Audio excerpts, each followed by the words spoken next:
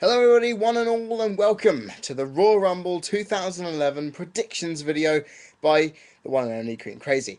Now, I will say this, it's Saturday, well it's 23 minutes gone past Saturday here in the UK, so therefore I can do this video. It may not be Saturday worldwide, but then again, people from America, you don't care if you're subscribed to me and you enjoy what I do. You won't really mind if I do go a little bit earlier than the date I said I would do it on.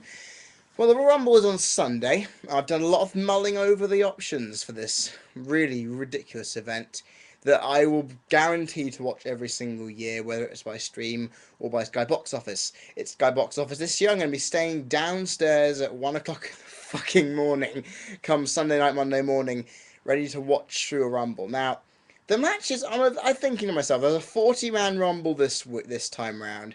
It's obviously going to go for at least a half an hour longer. That it's obvious, to me at least, that the Rumble record set in the 2002 Rumble, which went for, I think, an hour and 10 minutes or so, that's going to be broken. That is going to be broken because the undercard usually has about 4 matches, or even 5, to bolster out the card. Usually two undercard feuds, 2 title matches, a women's match, and then the Rumble itself. That isn't happening this year. There's only 3 matches. 2-on-1 women's handicap match, world title match, WWE title match, and then the Rumble itself. The big main event. Easy. But the thing is, I'm thinking to myself, the Rumble is either going to be drawn out really long and have a couple of people slugging it out, or have a shitload of people in the ring with no eliminations, which will slow down the Rumble. But then again, the other matches could also have longer. I don't want to see a handicap match drawn out for ages involving divas that I couldn't give 2 shits about. And that's why, when looking at the divas match, I want Natalya to win, because I obviously support Natalya because she's a damn good women's wrestler. Cool. Ugh, every time they're on screen I want to fucking kill myself. I hate them. Oh, I don't want them on screen. I don't want them anywhere. I want them to split up and just go their separate ways and just basically just don't bother. I think that they should just go. I mean, unless they can have someone else on SmackDown in the women's division get the chance to fight for the title. Kelly, possibly? If she was drafted into SmackDown for a reason, I think you'd put her in for that. Stick getting that title finally around her waist, because it hasn't been. She's been training for ages. She's been trying, but why haven't you put it on her? I know Michelle McCool's the best women's wrestler on SmackDown, minus Beth Phoenix, of course, but she doesn't deserve it. She has so many title shots and actual championships itself in the past year. She doesn't need any more. Sure, this could lead up to a Cool dissension and then a Cool feud at WrestleMania. I don't know. I personally don't want to know, because this does not interest me. Unless one thing happens. Awesome Kong debuts. Either, as Mark P suggested, as Natalya's tag team partner when the match gets changed at the last minute due to an unfair advantage. That would be nice. Or, after the match, Awesome Kong runs in, beats the crap out of everybody, and I'd love to see Cool get the shit kicked out of them by a woman who knows not just how to wrestle, but to physically manhandle someone. It's going to be fantastic to see if Awesome Kong can do it. And I'm thinking, that's one of the only thing I'm actually looking forward to from this match. This match will probably be awful, but Natalya's wrestling skills will probably carry it through. Just my opinion there. Dolph Ziggler versus Edge for the World Heavyweight Championship. Honestly, when I heard this match was being made, I thought, okay, Dolph's just with Vicky, therefore Vicky's made him the number 1 contender just because she wants it. But I watched SmackDown earlier today, and I noticed the mic work that Dolph put forward to Randy Orton, and I thought, wow, this guy can do up front, in your face, without really showing. He shows an angry character well, and a heel who can show anger is a good heel. Not a smart person like Chris Jericho's one. No, just pure anger and frustration at a face character. That made me quite interested. I do like his in-ring ability. The matches of Daniel Bryan were absolute genius. And I think there needs to be a new main event face, or at least a new guy, a mid-carder, high mid-carder like Dolph Ziggler, going into a title match It's awesome. I think that's a fantastic thing because we all got sick of seeing the same guys in the Rumble, same guys in the title picture every time, and the big guys are often reserved for the Rumble. So this new guy comes in. I mean, I remember back in 2007, the ECW title, we had Test and Bobby Lashley. Test never fighting for a main title. Where the hell did that come from? Same event, Batista versus Mr. Kennedy. Makes a bit of sense. The Rumble is always a time for the little guys in the upper mid card area to come in and make an impact. They won't obviously win, but I will say this: they have a chance. It'll prove that they're ready. It'll prove that they're ready for the big time. That's what Jeff Hardy did to the 2008 Rumble. He lost to Randy Orton, obviously, but that propelled him for the rest of the year to be in title contention and in the fans' minds. That is a good way of pushing a upper mid-card talent ready for either the Elimination Chamber, WrestleMania, and so forth. It's perfect. Honestly, perfect way of doing it. I want Edge to win, and I said this on Facebook whenever I comment on the question on WWE's Facebook or wherever those questions pop up, that Edge will not be going to WrestleMania with this World Heavyweight Championship. Oh no, he will not go to WrestleMania. He will lose at the Elimination Chamber. I am definitely saying Miz will go to WrestleMania. Miz will go to WrestleMania as WWE Champion. And that is the thing. The other one is already sorted. Miz will win. Randy has had it too many times, obviously, and Randy shouldn't even be in this match. I don't want to see a possible John Cena Randy Orton match because we've already seen it. We've already noticed. I think they've got to keep the title on Miz. They've recently been putting him up as a weak champion. They've now made him a bit stronger by going into some big matches and obviously winning or coming close to winning in really good showings. But I don't know. I just feel at the moment the WWE's main title picture is still lacking something. I don't know. They just haven't. It's mostly the undercard that are getting me interested, but these title matches are not doing it for me. I don't know why, but it's something that is annoying me. Edge will not make it to WrestleMania as champion. Point taken. He will win at the Rumble. Miz will win at the Rumble and go on to WrestleMania as the champion. I will definitely put that forward.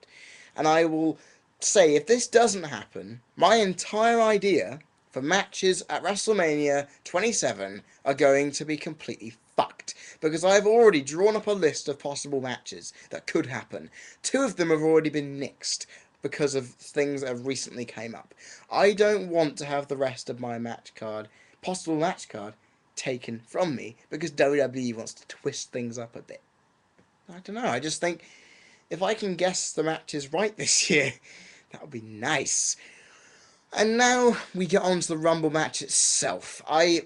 If you guys looked at my Wrestling Rant 6 video, which is available on my channel, and I will put a link in around about here somewhere, there is obviously a big decision to make. I picked around 5 or 6 names that could possibly win this match, and therefore I said I'd limit it to 1. And I've been thinking about that whilst watching SmackDown when they kept blowing out Rumble factoids and other things in my face, and I kept thinking, this guy could win it. No, wait. Ugh. But then I kept looking at the guys who I listed, and I thought to myself, who, out of the ones I've listed, could actually win it? Could actually, depending on their entry number, where they would go. I had to think, and I honestly have now limited it down to 1 from Raw, 1 from SmackDown. Really easy. Simple as it is. First, from Monday Night Raw, of course, the leader of the new Nexus, the straight-edged messiah, CM Punk. For obvious reasons, he is the big heel on Raw. Miz can go fuck himself in terms of heel reaction. He gets a boo, he gets a thing, but CM Punk, as a mic worker, beats Miz into the ground. I would happily chance CM Punk along because I am a straight edge guy myself. But the one thing though is that Punk has achieved, in my opinion, everything. He got to the semi-finals of the King of the Ring he got to the final actually in 2008. He's an Intercontinental Champion, Tag Team Champion, 3-time World Heavyweight Champion. He has won Money in the Bank twice. That immediately sings to me, look here, get Royal Rumble and you're a cinch forever into a Hall of Fame career. And not to mention, Punk's on the roll of his life, so it makes sense. It does make sense to me. The Nexus are going to be there helping him win. And I believe one guy in the Rumble will turn and join Nexus, whether it be a young guy or an established guy, I do not know. But Punk could win, and it is likely to happen based on the role he's having. The guy from SmackDown is Alberto Del Rio, for the same obvious reason. He's on a giant push. He's getting, a lot of heat. And not to mention, he is also, the good thing is, the faces, obviously, you can get a face winner for one of the title matches, say the SmackDown one, at Elimination Chamber, you can get a new champion end of. Whilst on Raw, you can keep the champion and say a face win it. But I think if you're doing that, Cena would have to win. And I think Alberto, he's got a character which has always been used before, a rich person from his country driving cars around, JBL ripoff.